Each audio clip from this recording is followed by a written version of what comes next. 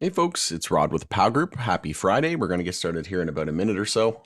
Give it a little bit longer for people to jump on, a little bit of a last minute stream. So we'll just sit tight for a little bit longer and then we'll wait for everybody to join us. If you are joining us, let us know where you're tuning in from and make sure to smash the like. I would appreciate it.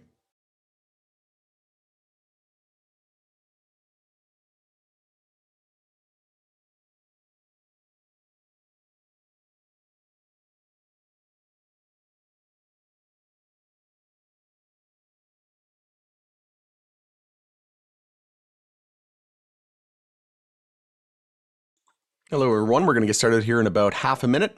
Let us know where you're tuning in from.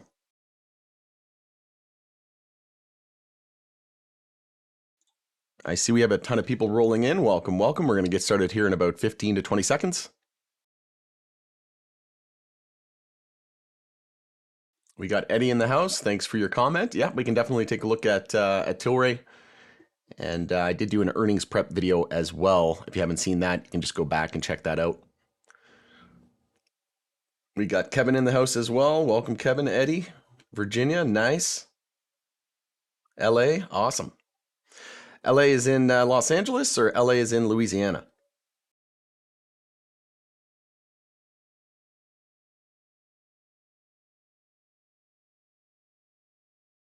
All right, going to get started with today's live stream. Happy Friday, everybody. It's Rod with Pow Group. Thanks again for joining us on The Pursuit of Wealth, your home for MJ Stocks, crypto assets, news, and interviews. Today is October 4th. Once again, happy Friday. We got Brad in the house. Keep up the great work. Canopy Growth, CGC, please. Yeah, we can definitely take a look at that. So we'll jump into a quick market update. I'll give my thoughts and opinions on the broader market. We'll look at crypto, we'll look at MJ, and then if anybody does have any ticker requests, just let me know the symbol and the exchange that it's on, as sometimes there's multiple listings and multiple companies with the same ticker.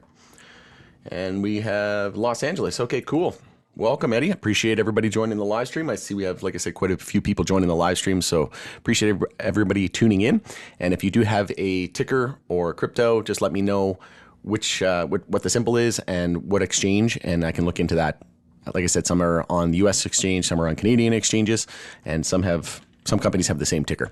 Before we get to it, make sure to smash the like. It helps support me in the channel. If you're new, you can subscribe, tick the bell, all that good stuff. You'll be notified on any future videos or when I go live. And as always, anything in this video is not financial advice. This is for entertainment purposes only. You should never buy or sell anything that just because I say you're right, you should never buy or be influenced by that, right? So follow us over on X as well, formerly Twitter. Handle for that is @GroupPow. Getting a ton of followers over there, so really do appreciate everybody following over there as well. And just in case we ever get cut off here on YouTube, it's nice to be on multiple platforms, and X is the best way for me to get real-time updates and the best news app. Gotta love Elon doing the world a solid and taking control of that. All right, jumping right into it. Brad would also take a look at Truel and AYR. Yeah, we can definitely take a look at those. I'm sure somebody else was probably thinking that as well. And like I said, I'll jump into the chat here in just a moment. I'm going to focus on the broader market at the moment. So crypto, it's been pretty much bleeding out across the whole space. If we take a look at Bitcoin from the local top here to the local low, it's down about 10%. We have Ethereum. Actually, it's down even more than that over the same period, about 15%. We've got Litecoin from its local top to the local here, about 14%, well, about 13.5%. XRP obviously had the news of the SEC appealing, so it's down about 25%. But what gives? Did they appeal Litecoin, Ethereum, and Bitcoin? Why are they all down 10% and XRP's down 20%? Well, the reason why is because the whole sector's moving in tandem, and it's not because there's any kind of major news. Yes, the SEC appealing definitely made XRP drop a little bit more, but at the end of the day, 20%, there's some names down 15%, and they don't have any kind of lawsuit going on. So it's just the whole sector, in my opinion. This really had not much to do, maybe a little bit more, exaggeration to the downside a little bit for XRP. But really, like I said, there's some names that are down 15% that aren't being sued by the SEC. So the fact that XRP, which is mentioned in the Ripple lawsuit, is only down, an extra 5% compared to the average, I'm not too worried about it in the slightest. And we already had the appeal done, and that has nothing to do with XRP. The appeal is only related to Ripple and the Ripple fine, what Ripple can and cannot do in terms of institutional sales, in terms of programmatic sales. So that has nothing to do with XRP's status as a security or a non-security. It's already the law of the land that XRP is not a security. That cannot be appealed. So a lot of people are saying, oh, XRP is going to be deemed a security. You clearly don't understand the court case, so you need to do a little bit more research. But yeah, XLM over the same period, it is down about 15%. Again, no appeal or court case against it. And here you go, Link down 20%. So again, did the SEC sue Link? Nope, they did not, and it's down 20%. So again, this move on XRP is not because of the SEC lawsuit, in my opinion. It's just because of the whole sector bleeding out. We'll take a look at SPY, and then we'll jump into the crypto space a little bit more in detail, but not many people, I would think, expected SPY to be close to all-time highs. We are less than 0.25% away. So while it's scary times out there, obviously, thoughts and my heart goes out to and prayer goes out to those affected by the mounting tensions in the Middle East. We never want to see war. There's just no place in the world for violence, and while we don't like to see it, it is a big issue at hand right now. So we have to be mindful of the fact that it could escalate. There's talks that China could invade Taiwan. There's so many things that could happen, but there's other countries that could start to get involved as well. So we have to be on the lookout for that to be a potential possibility. But right now, the market doesn't really seem to be too shaken up. Like I said, we're less than 0.25% away from all-time highs. And the S&P 500 is a weekly cup and handle. You can see here this big cup handle. If we zoom out to the monthly time frame, it's actually a monthly bull flag. And we get our measured move here on the bull flag, and it's saying about 622 on that measured move. There's your cup handle. So a lot of confluence pointing to the fact that we're going to see higher prices. I'm still confident of thinking we're going to see somewhere around 600 to 620 before we top out. And then we're probably going to roll over like this, confirm a monthly downtrend, and then come back to our support trend line here, which would mean we could probably fall down into the low threes, right? Which would mean about a 40 to 50% pullback. So I still think that that's the most likely scenario. We bottom out sometime in 2026. But obviously, that's just me taking a previous fractal from the dot-com bubble, right? The biggest bubble that we can compare to right now in the everything bubble is the 2000 dot-com bubble. So I think something similar is going to play out. But as of right now, no major red flags whatsoever. SPY is just hovering around all-time highs, and we could see another 50 basis point cut come November. But there's even a possibility that they could cut 3 or 4 times in a row at the next FOMC meetings. So that's all going to propel us higher. We have October is here. A lot of people are thinking that, because we've been pulling back to begin the month, that October is no longer a thing. But I think that, mid-October into the end of October, we're probably going to be busting to new all-time highs and probably hitting that 600 to 620 monthly pull flag target on SPY. And Q4, October, we have election year, more rate cuts coming. These are all signs pointing to a massive euphoric blow off top moment, and we're starting to see liquidity pick back up, more liquidity enter the space. It's not just the Magnificent Seven. We're seeing it from the Russell. We're seeing it on these low market caps, so high risk appetite. Crypto starting to pick back up, although we did see a pretty big correction over the last week or so. But in my opinion, I think it's just a dip for buying. But again, not telling you to buy, sell, or hold. That's just my own thoughts and opinions. So we'll jump into movers and shakers here on the day today. For crypto, we have Casper, ARB, and SGB leading the bull list. And on the bear list, we have Solo, Storage, and XDC. And XRP, I just made a post about this. It's a 4-hour bear flag at the moment. So if someone's wondering where we're going from here, what's a good entry, we have our high, low of the dump, and it's been a weak bounce so far. We can't even get above the 0.236. So anything below the 0.32 fib there at 55.5 cents USD is a potential bear flag here on the 4-hour time frame. So in order to negate this bear flag, we need to get above 55.5 cents. In order to confirm it, we need to break key support here at the low of the dump at 50.7 cents. Lose that, and it's confirmed. You take your measured move from the high to the low, move it out to your 0.32 fib, and it's saying we're targeting about 44.3 cents if we do confirm. But again, this would likely result in the whole sector seeing downside from here, not just XRP, because the whole sector is weak. Some names are down 10, 20%, and they're not being sued by the SEC. So again, this move on XRP, I think, is mostly just the fact that, the whole sector's weak. And we actually have a bear flag here on Bitcoin as well. I had already drawn it out. and it's saying about 56.2. So again, bear flags across the whole sector, not just XRP. And it's not just because of the appeal that SEC or that XRP is weaker at the moment. Just take a look at a few individual names. INSG has been an absolute beast. I mentioned 4-hour EMA 12 and 26 bear cross. We had a 4-hour downtrend confirm, and I mentioned to be very cautious on this one. I bought this under $2 and in a very short period of time, and it also had a reverse split 1 for 10. So those that tell you reverse splits are the death of a company, well, they don't understand what they're talking about. It's just a financial wizardry trick, accounting trick for these market makers to avoid things getting delisted, and then they buy it all up on retail markets fear, and it's just an accounting trick. All it does is increase the price and lower the amount of shares, inverse of a regular stock split, right? Where price go down, shares go up. But it was up over 10x, so over 1,000% in about 8 months. So again, if you're only looking at crypto, if you're only looking at MJ stocks, you're missing other opportunities. Like I was able to enter INSG under $2. I mentioned to POW Group private members as well that I was taking this trade. This is a screaming buy, and it did over 10x. So I actually didn't make the full 1,000%. I cashed out around 600%. But again, I was able to take that 600% gain and roll it into more beaten down MJ or more beaten down crypto, right? So you can't just be only looking at it depends, right? I mentioned this yesterday in the POW Group private member live stream that it's fine if you're only focusing on MJ or only focusing on a few altcoins or certain cryptos. That's fine as long as you're not like pulling your hair out and driving yourself crazy. But if you're getting investor fatigue and you're looking at the MJ sector, or you're looking at crypto alts or certain cryptos that haven't moved and you're getting frustrated, well, you need to branch out. You need to diversify into, not just one MJ stock, not just one crypto, but multiple. Consider broadening your horizon past a particular sector as well, right? And then but if you're looking at MJ and you're fine and you're just, you're happy to buy the dip and you're okay and you're being patient and you said, I don't care, you're not getting investor fatigue, you're not getting frustrated, you're not getting downright angry, well, then maybe you don't need to branch out. But if you're getting investor fatigue and you're like, I, for one, when I look at my MJ portfolio, I don't care, right? Because it's a long-term perspective. I didn't risk any more than I'm willing to lose, and I have more money in crypto than I do MJ. I have more money in XRP than I do my entire crypto portfolio, okay? So again, it doesn't really bother me that much.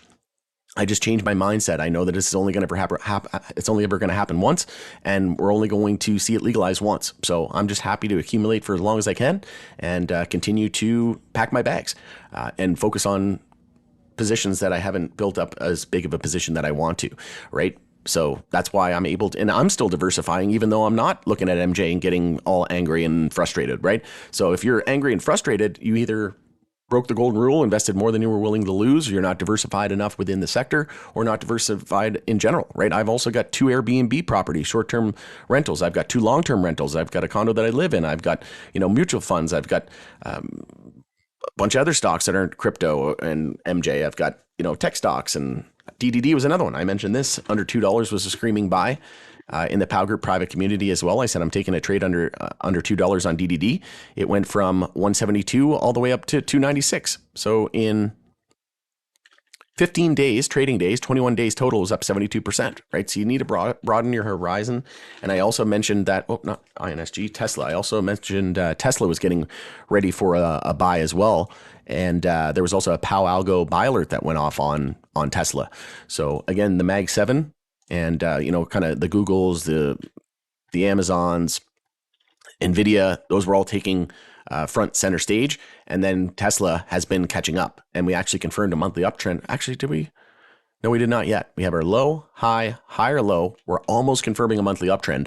Another trade to take would be if Tesla breaks 271, enter there with a stop below 182. That's a long ways away. You'd be risking about 30%. So it's not as great of a opportunity, but you could even enter here. I probably would have did it here. I probably would have entered last month when we were breaking the high of August, monthly bounce underway, because then we knew that we were very close to confirming the monthly uptrend. So you could have entered there on a break of 231 and then set your stop below 182. Essentially, you would have been risking about, it's still 22%. But that's the name of the game. You can't, you have to risk it to, and it's actually an inverse head and shoulders here. I'm just noticing on the monthly time frame as well. So yeah, you're going to have to risk 20-30%. But if you're right, you could make 80 to 100% plus, right? So again, there's a trade-off with regards to risk versus reward, right? That's why I really like bull flags and bear flags, because you have a clear level to be going off of. And, if we dip below the 0.32 fib, you just, you set your stop loss there. But look at this inverse head and shoulders here right now on, oh, I already drew it out. So many charts, I kind of forget. But yeah, there it is there. And then we had the normal head and shoulders over here, which is a bearish reversal pattern. We had the EMA 12 and 26 bear cross, and we had a death cross as well on Tesla at the exact same time. So that's enough proof that we were going to probably see a ton of downside. Head and shoulders, monthly EMA 12 and 26 bear cross, monthly downtrend confirmed, and a death cross. That alone tells you to be confident that we're going to see significant downside. And then from the high to the low there, we dropped about 75%.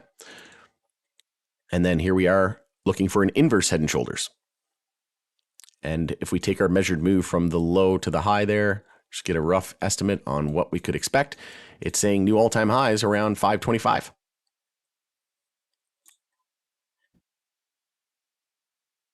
All right, jumping into MJ here, and then we'll jump into the chat. If anybody does have any ticker requests, as always, let me know, and we'll jump into those at the end. The symbol and on the exchange as well, please. So MJ, leading the bear list today, we had CGC, AVCN, and GTBIF.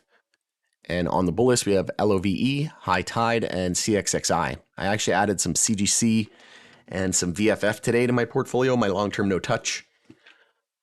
I actually don't have VFF in a shorter-term account, my RRSP. I have it only in my my long-term account, my TFSA, tax-free savings account. So I added those today. Yeah, VFF was a screaming buy. In my opinion, it dropped down to, this is the monthly time frame. So yeah, last month we hit 85 cents. So have to be aware that we could potentially see a reverse split though on VFF. It's back under $1 and not set up well if we were to ever see any kind of weakness in the broader market. SPY at all-time highs. So if we were to see, 5-10% correction on SPY, this could easily spell big trouble for VFF and we could see a reverse split. I don't think it's the most likely scenario. They could get, 180 days to regain compliance and then even get another 180-day extension, but not ruling it out of the equation. Like I said, not even worried because look what happened to INSG. It's a 5G play. It just did a 1 for 10 reverse split and then it went on to do 11x, so 1,100%.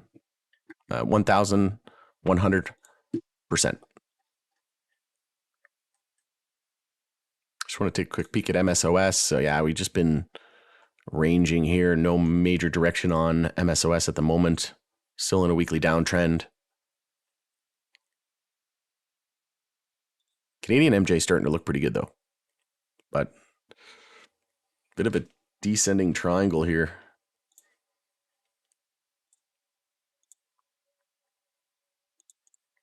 So generally this is not what we want to see because generally they break to the downside. So an ascending triangle is a series of higher lows and a horizontal line of resistance, and a descending triangle, is the opposite, where you have a series of lower highs and a horizontal line of support, and then usually you break down. This one usually you break up.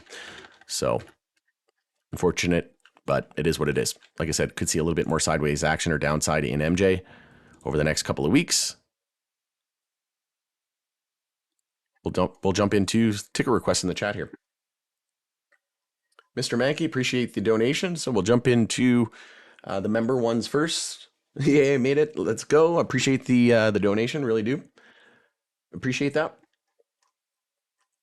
So did you say anything about Tilray? Not yet. Just happy to be here. Yes, sir. AGNC. Check it out. AGNC. Sure, we can check that one first. I like how YouTube shows your username is green now too. I didn't even set it as green. It just knows that I'm an MJ channel, I guess. I don't know how it knows to do that, but cool nonetheless. So AGNC, you didn't mention what exchange, so I assume you mean the NASDAQ. AGNC, is there any other ones? I don't think so. So monthly EMA 12 and 26 bull cross lining up, which is promising. And from the all-time, I know nothing about this company, by the way. But from a technical perspective, I can give you my thoughts and opinions. But yeah, we're still down 72%. Off of the low here, we're up about 51%. And actually, it's an inverse head and shoulders here too.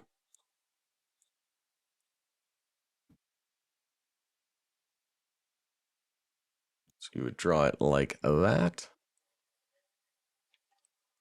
And we can change it to green because it's bullish. So you get your measured move there from the low to the high and move that out to the neckline. So it's saying about $16. And then EMA 12 and 26 bull cross as well. So that's looking good. It's basically the same as what I just mentioned on Tesla. If we invert the scale, what was Tesla? Monthly EMA 12 and 26 bear cross. We had a head and shoulders and a monthly downtrend confirming. And if we take a look at AGNC on the daily time frame, yeah, we just had a golden cross. So if we inverted that, it'd be a death cross. So it's basically the same as the Tesla chart, right? Only inverted. So if we take, so here's what Tesla did, right? It's basically the same thing. It's an inverse head and shoulder, EMA 12 and 26 bull cross, right? But again, it's inverted. So it's the same thing, only but AGNC is the opposite. So it's inverse head and shoulders. This is looking really good, actually. AGNC over here on the weekly time frame. Little concerned that we just had a stochastic and a, yeah, the MACD still bullish, but we just had a stochastic bear cross, but not the end of the world. We want to see that MACD remain bullish. It's not the end of the world. Doesn't mean that we can't see a little bit of weakness on the daily and the weekly time frame and still be bullish on the weekly or the monthly time frame.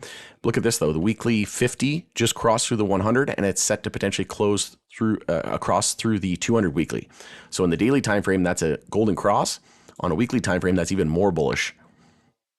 So yeah, I wouldn't be surprised if we came back down maybe around $10 to $9. We're still a little ways away before we see those cross bullish. So maybe we tighten up around $10, $9, and then we see that cross, and then yeah, we could easily be heading up to around $16 as per this inverse head and shoulders. And we did confirm it. We just need the follow through.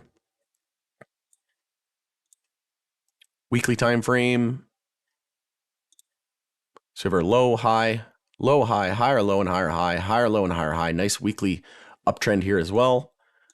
Daily time frame, we did confirm a daily downtrend, and we are close to seeing an EMA 12 and 26 bear cross. So that adds more confidence to the fact that yeah, we could see maybe $10 sub 10 into the nines, get that EMA 12 and 26 bear cross out of the way, and then on the weekly time frame, come back down to around EMA 26, just below that.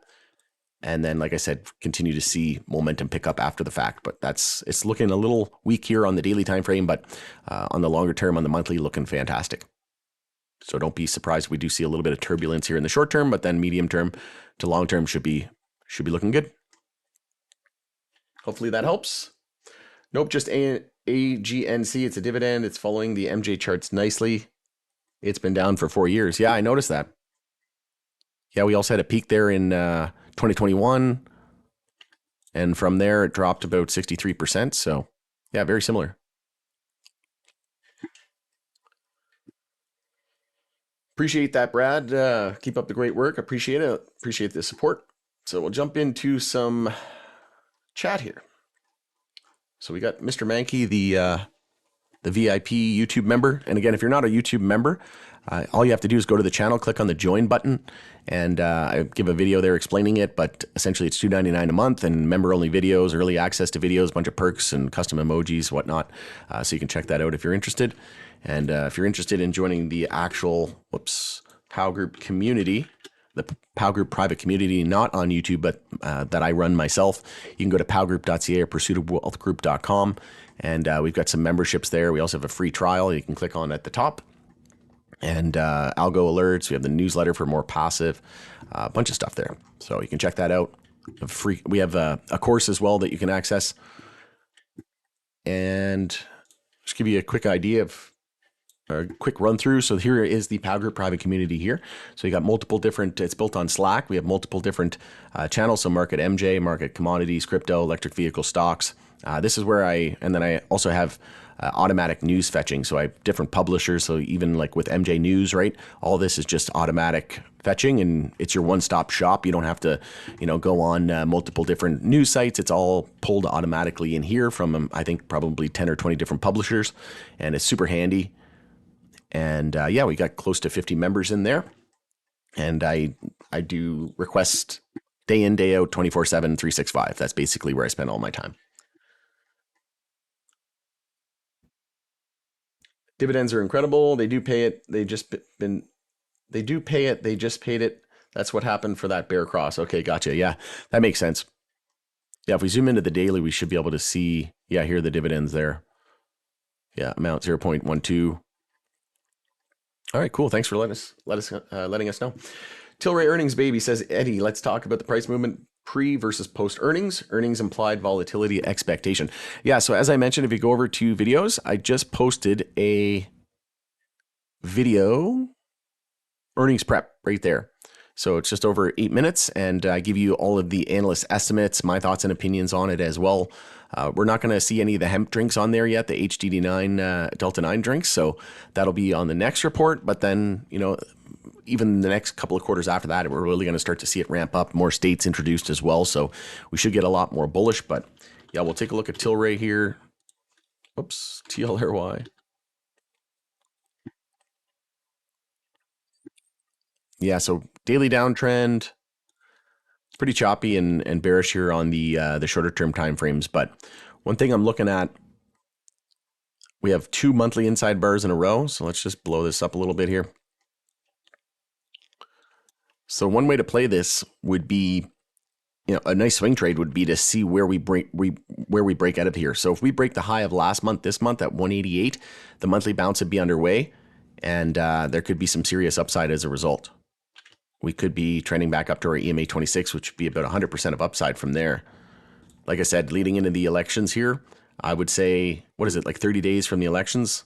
7, 14, 21, 28, 30, 31 days. So yeah, I think probably 15 to 20 days before the election, they're really going to start to pump MJ. And keep in mind, October 1st, they just met next to Parliament Hill in Canada, Save the Date Industry Challenges Leadership Summit. And one of the things they talked about was excise taxes. So we'll see if there's an improvement to that. Probably going to come around the same time 280E goes away and rescheduling in the U.S. And as we know, the top Democrat congressional leaders urged the DEA to reschedule MJ ASAP and continue to looking at full-blown legalization, aka descheduling. So things are heating up. And then I think Florida's going to pass probably mid 60%. There's a lot of catalysts coming. And like I said to PAG Group private members the other day, and maybe I posted it on X as well. I'll just bring it up here real quickly. Where was it?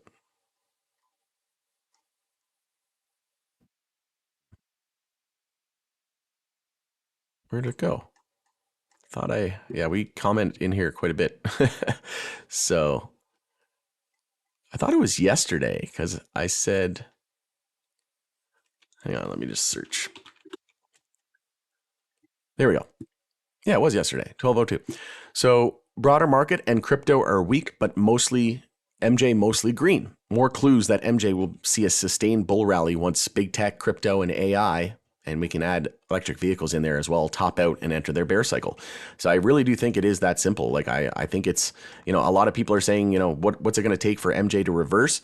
Well, I think everybody's overcomplicating it. Look at what happened in 2017, 2018 after big like crypto and tech basically had its run. We saw MJ go on the biggest bull run ever, and that was on the back of Canada legalizing.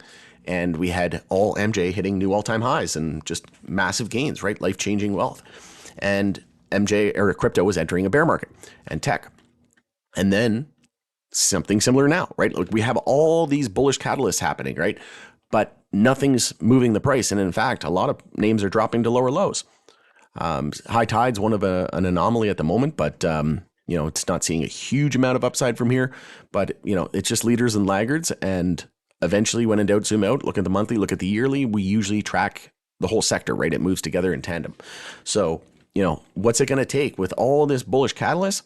In my opinion, it's just going to take MJ being popular again. And right now it's just not popular in regards to investor sentiment, right? Everybody's focusing on the Magnificent Seven. Everybody's focusing on crypto. Everybody's focusing on AI and chip makers and electric vehicles, right? Like I said about Tesla, it's looking really, really good, trying to confirm a monthly uptrend here.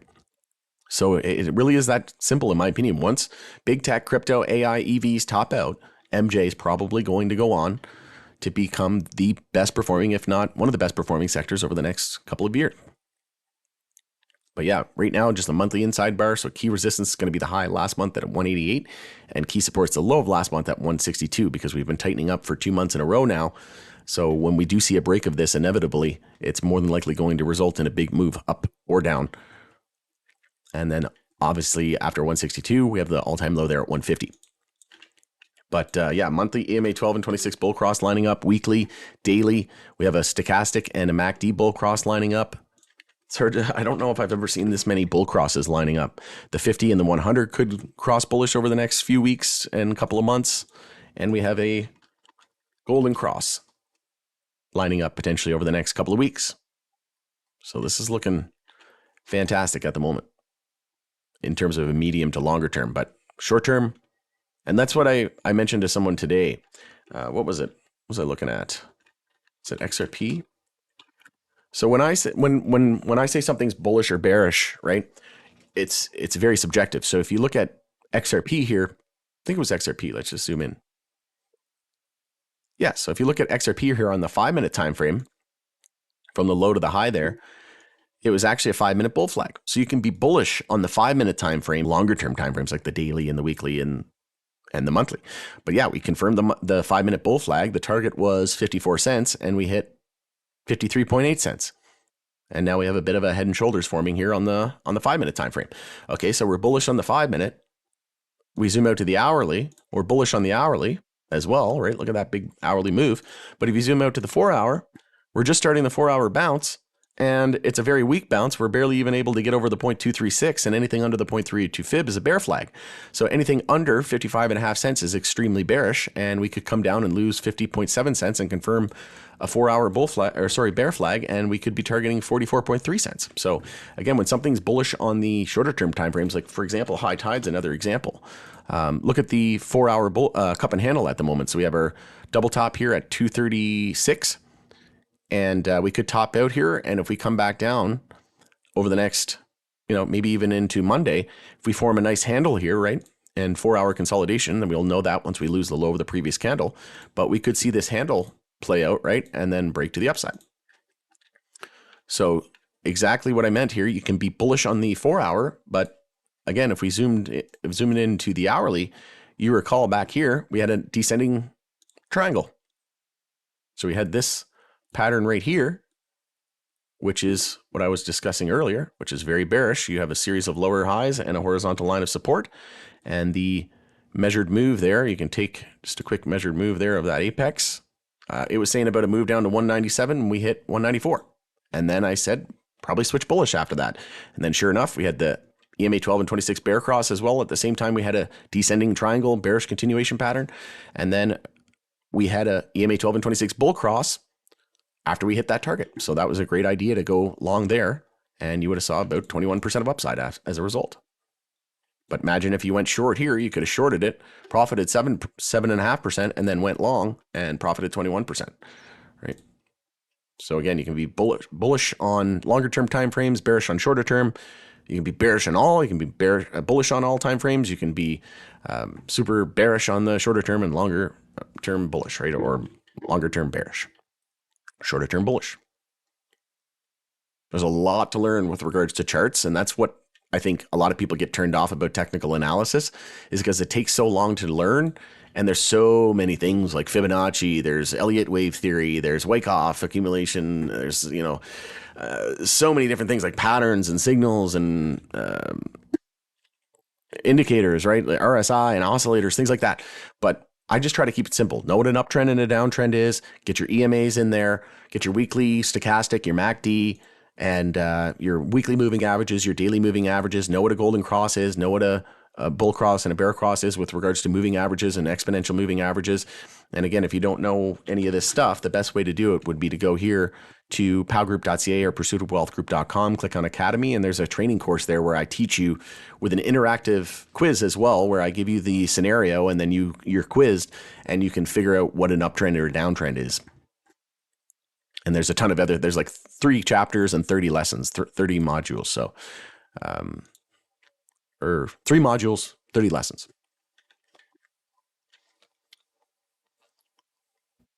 Canopy growth. So yeah, CGC, not looking too hot. closed near the low of the day. I mentioned it was a daily bear flag, and we have a bear flag, and it was an hourly bear flag that hit that target. We hit a low there at 425, and the daily bear flag is saying that we could be heading to 411, and I believe it's a weekly bear flag now. Yeah, it's a weekly bear flag. So yeah, and it did confirm with the lower high, lower low. So it's saying 310 here, maybe on the weekly bear flag. So just bear flag after bear flag, hourly bear flag, daily bear flag, weekly bear flag. It's one of the worst charts at the moment. It's hard to get more bearish than this one. We're still in a monthly downtrend, weekly downtrend, daily downtrend. A lot of MJ stocks are in monthly uptrends or close to confirming monthly uptrends, and CGC still in a monthly downtrend near all-time lows here on the NASDAQ. So yeah, it's definitely one of the weakest of the week, but what happens to the weakest of the weak whenever it turns bullish? It's usually the strongest of the strong, right? The more downside that you see, the more beaten down you are, the more explosive the move could be. Like if we just go from current levels to EMA 26, that's almost a 500% move, right? So yeah, we drop into a monthly lower low. Like if you take a look at TCNNF TrueLeave, it's breaking to a monthly higher high the last couple of months. CGC has been breaking to monthly lower lows. So again, weakest of the week. Weekly time frame. Yeah, we just had a stochastic MACD bear cross well below the 10-week moving average. We're well below all of our weekly moving averages. And we just had a death cross as well on the daily time frame. So yeah, it's not looking good. Best case scenario for bulls is we find some support around that daily bear flag target of 411. We get some sort of sector news. And yeah, pray that we don't lose 411 and can keep going, because like I said, that weekly bear flag would bring us all the way down into the low threes, around 310. So a lot of work to do for CGC. But I did add a little bit today to my long-term no-touch portfolio. Just slowly accumulating that one. It was only like a few percent of my entire MJ portfolio in terms of percentage. But I'd say it's somewhere around 5 to 6% now. Tilray's like 20-some% of my portfolio. If you haven't seen my MJ portfolio 2024 update either, you can just go to my YouTube channel, search portfolio. And then this was my update that I posted 8 months ago, but I just posted another one 3 weeks ago. So you can see how my portfolio has changed over time. I posted this one over a year ago, and I got my top crypto in my crypto portfolio as well, if you're so inclined. All right, hopefully that helps. We can take a look at Truel and AYR, and yeah, no problem. So Truel has been one of the shining stars in the space. High Tide's another one. AYR was pretty weak after the CEO stepped down. But yeah, TrueLeave here on the daily time frame is an ascending triangle. It's the first thing I'm seeing. I can even draw it like right. I try to use the real candle bodies as much as possible. So again, what is a descending triangle? It's lower highs and horizontal line of support, and then we usually break down. What is a ascending triangle? It's higher lows with this horizontal line of resistance, and we usually break to the upside. So what is this? Same thing. Higher lows, horizontal line of resistance. We're breaking out a bit bullish. So we just take our move here from the apex and move it out. And it's saying about 1759 here, potentially into next week. SPY closing near the highs, all-time highs. Very possible. And very possible that TrueLeave continues to benefit from the Florida vote, right? We know the former president is in favor of it, supporting Florida, says he'll vote yes on it. But the more we run into that vote, you have to remember too, it could be a sell the news event, right? Like I think most people are expecting, most people didn't think it would pass. I've been saying for like 6 months now, or maybe even longer, that I thought that it was going to pass, probably in this mid 60 percentile. And we're seeing online polls now saying some are like 80% in favor of it, right? But I think it's going to be somewhere around mid 60%. And the more we run into that vote, the more it could end up being a sell the news. So just be careful with that. If we consolidate and we see a pretty big correction leading into the election, and we get the news that it's approved, then we could see a big move. But if we're extended, if we're overbought on the daily time frame and close to overbought on the weekly time frame, well, you want to be very cautious, right? Leading into that result, even if you just take some profit off the table. But yeah, CGC was the opposite, right? It was a bear cross. MACD was bearish. Stochastic was bearish. We were well below the 10-week moving average. Look at TrueLeave. bull cross, well above the 10-week moving average. So again, you can have leaders and laggards, and just because Truliev's bullish here now and CGC's bearish doesn't mean that it's going to be like that forever. They'll usually the laggards will usually catch up, and then just rotation in and out of there. But yeah, if we look at Trulieve here on the weekly time frame, RSI sitting at 61, anything 70 and above is considered overbought. So if we end up being at 70 or 80 come election time, and you might want to consider taking some profit. Daily time frame, we are trying to fight off a death cross here with the 50 and the 200, and it hasn't crossed yet. And we actually just had a bull cross of the 50 and the 100-day moving average. So far, crisis averted. It's looking pretty good. We got the 200 weekly there at $22 as well, so that should be a nice area to target. I think we could easily hit $22, $25 here, leading into the vote, Amendment 3. But yeah, nice strong daily uptrend. It was a daily bull flag as well. So you have an ascending triangle, multiple bullish patterns. So we take our move from the low to the high there, move it out to our 0.32 fib, and it's saying we're targeting about 1913. And we hit the high there of 1667. So we came within about 14.5% from that. So yeah, with this ascending triangle and the daily bull flag, it's looking like, $17 to $19 here, and should be a piece of cake. AYR, we'll take a quick look at that one. AYRWF. Or maybe you said Truel, so maybe you want to look at the Canadian one. So yeah, low, high, higher, low, and higher high. Daily uptrend confirmed. EMA 12 and 26 bull cross still underway potentially over the next few days into next week. We have a lack of resistance up to 296. So 262 will be resistance going into Monday, and then if we break that, we have a lack of resistance to 296, so we could easily see another 10 to 12% of upside from there. Weekly time frame, I assume we're still bearish. Yeah, we're still in we're close to an EMA 12 and 26 bull cross there, though, so it's not looking too bad, but we still have to confirm a weekly uptrend with a break of resistance there at 303. So that's going to be key weekly resistance. Break that, and we're back in a weekly uptrend. And we'll look for the monthly bounce to get underway at that point, because that's the high of, it's a monthly inside bar. So if we, usually when you confirm a weekly uptrend, it means zoom out to the monthly, look for a bounce. Bounce just means we're breaking the high of the previous candle. If you confirm a weekly downtrend, zoom out to the monthly, the next higher level time frame, and look for consolidation. Consolidation means we're losing the low of the previous candle. So the fact that we could potentially confirm a weekly uptrend means zoom out and look for the monthly bounce, and that's exactly what would be. It doesn't always play out that way, but I would say like 99% of the time, or like 90+% of the time. Yeah, we did confirm a monthly downtrend on AWR here with a high, low, lower high, and lower low. So it's no wonder that it dropped like 64%, because it confirmed a monthly downtrend. And you have to look too, look how close these monthly EMA 12 and 26 bull cross is from happening. Those, in terms of percentages, they're like 36% away. So it takes a while for those to cross. So it wasn't surprising that we consolidated a little bit. It's probably going to be 3 or 6 months before we see those cross bullish.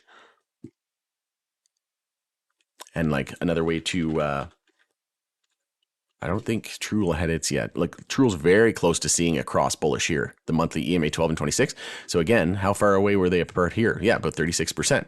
So this is a good example to show you, okay, when those were 36% away, how long did it take to see a bull cross? Well, it's been 9 months and we still haven't seen them cross bullish yet. So sometimes it can take a year for them to cross, right? AYR might even take 6 months to a year before we see that cross bullish. But keep in mind, these are lagging indicators. They track price. So generally the price is higher when we see those cross. But again, it's leading into a bull cross. So you want to kind of get ahead of the curve and the herd before that happens, right? Because like I said, those are lagging indicators. So if we see those cross, we're probably going to be up here, right?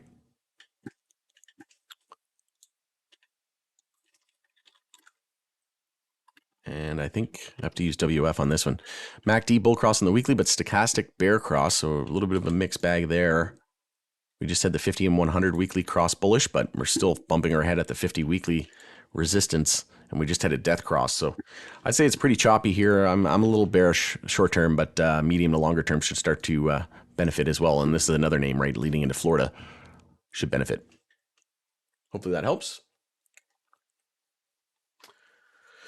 Do you think it's a good or bad that Tilray releases earnings on the same day we have CPI data release? I don't think it really matters. Eddie, I don't think it's a big deal, to be honest.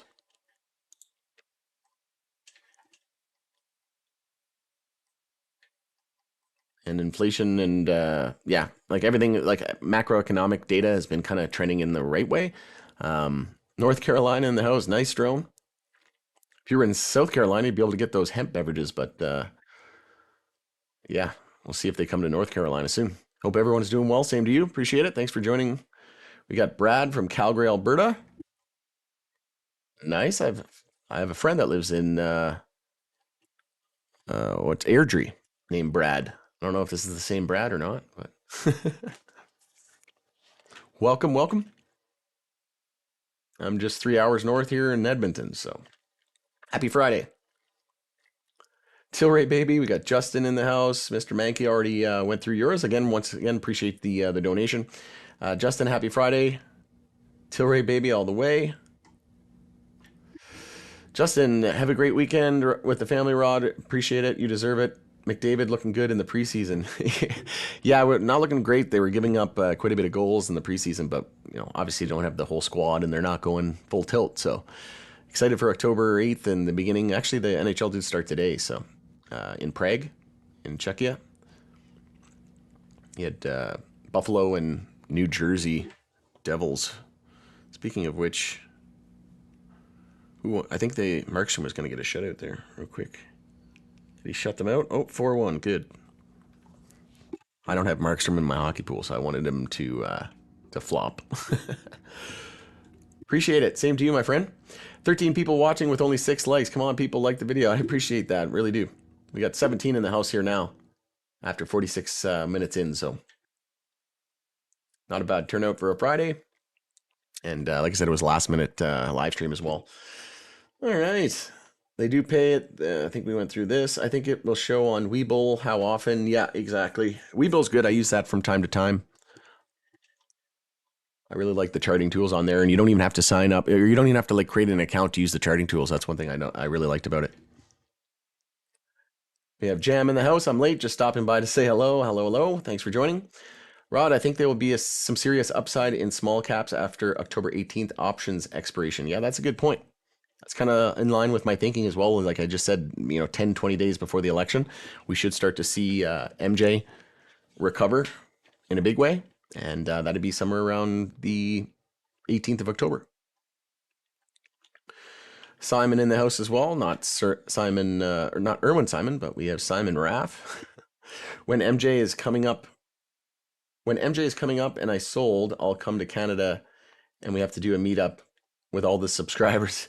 Yeah, absolutely. We'll, I don't know what we'll do. We'll have to, there's a new MJ restaurant here in Edmonton, CBD CBN it's called. I did a video on that, but I'm not sure how they're doing. They communicated they had a dinner plan. It was like $125 per person, and they do like mocktails, like infused beverages and food and everything, like a 5-course meal. And I wanted to sign up, and they ended up not getting enough people interested. So I'm not sure how long they're going to be around, but we'll see.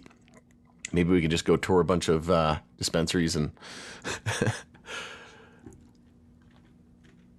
Can you look at NIO? Yeah, absolutely. I think NIO has been one of those names that's been starting to trend higher, and I assume that to be the case if you're asking about it. Yeah, exactly. So it was a nice entry here.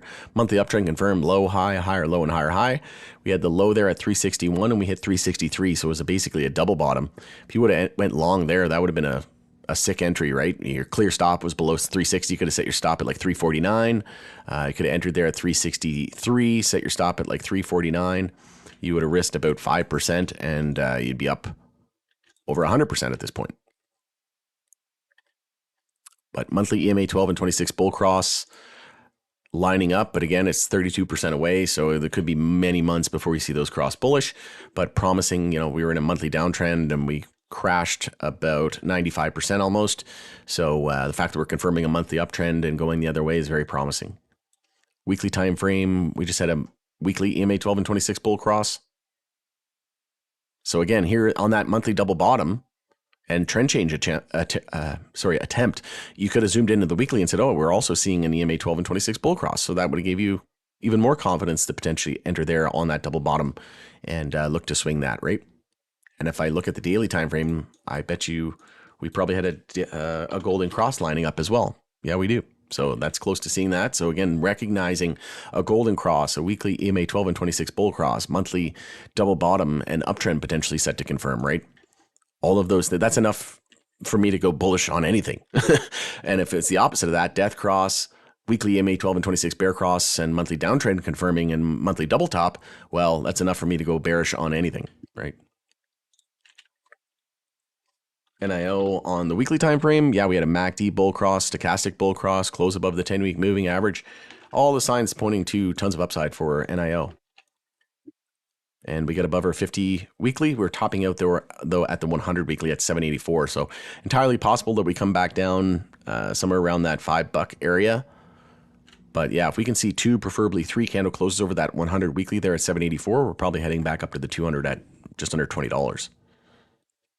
And we could still see that golden cross over the next couple of weeks. So yeah, maybe we come back down, back test the 200 weekly around $5, then see the golden cross, then send it up to, 10, 15, $20. See what the daily's saying.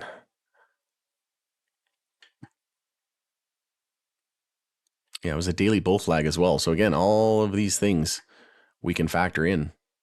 As long as we held 487, it was a potential daily bull flag.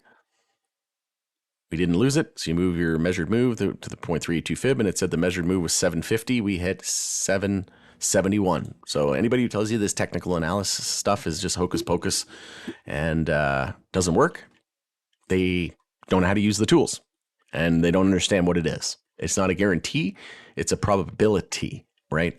So it's just, again, if you're looking at weekly uptrend, weekly EMA 12 and 26 bull cross, monthly double top, monthly uptrend confirming, daily golden cross, right? MACD and stochastic bull cross, daily bull flag confirming. How could you not be bullish? And look, it said we was targeting 750 and we hit 771, and then we pulled back almost 20%, right? So this is why I love bull flags, because you could have entered right here at this low at 497 and said, okay, as long as we hold 487, it's a potential daily bull flag. You could have entered at 497, set your stop just under 487. You could have risked 2-3% to make 58%. Like, that's a no-brainer, right? And you have a clear stop level. And the same thing on the inverse. If it's a bear flag, well, you could go short here if we lose that support. So at 543, enter, go short, right? Same thing. And you have a clear level to go off of. Hopefully that's helpful, Kramer. Jam says, do you think David Klein stepping down is good or bad news for CGC? I personally sold CGC for a profit a while back because I couldn't trust the way he talks.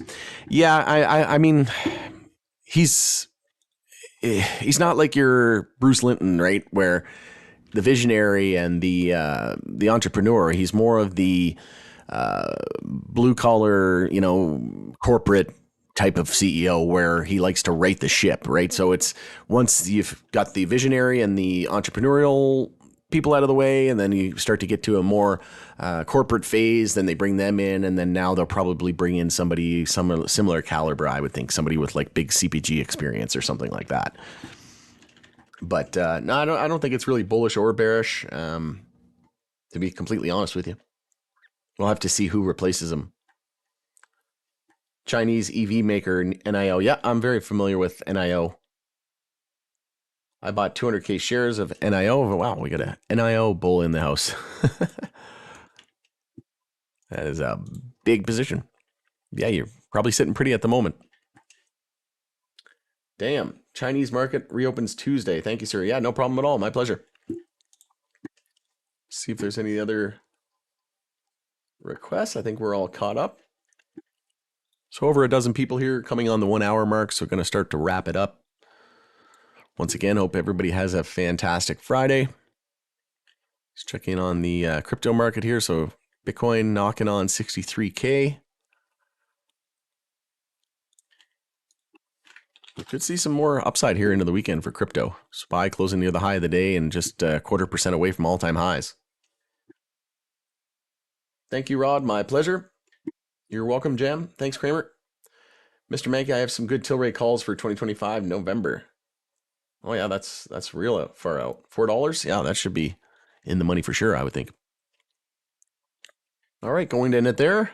Thanks everybody for joining the stream. Thanks, Mr. Mankey, for being a member as well. Appreciate it. Once again, I hope you have a great weekend ahead. It's Rod with Power Group. Thanks again for joining us on the Pursuit of Wealth, everybody. Always fun coming on and doing these live streams. Can't believe it's been almost an hour already. I wish my first job whenever I was a kid went by this fast. All right. Enjoy your weekend. See you on the next one.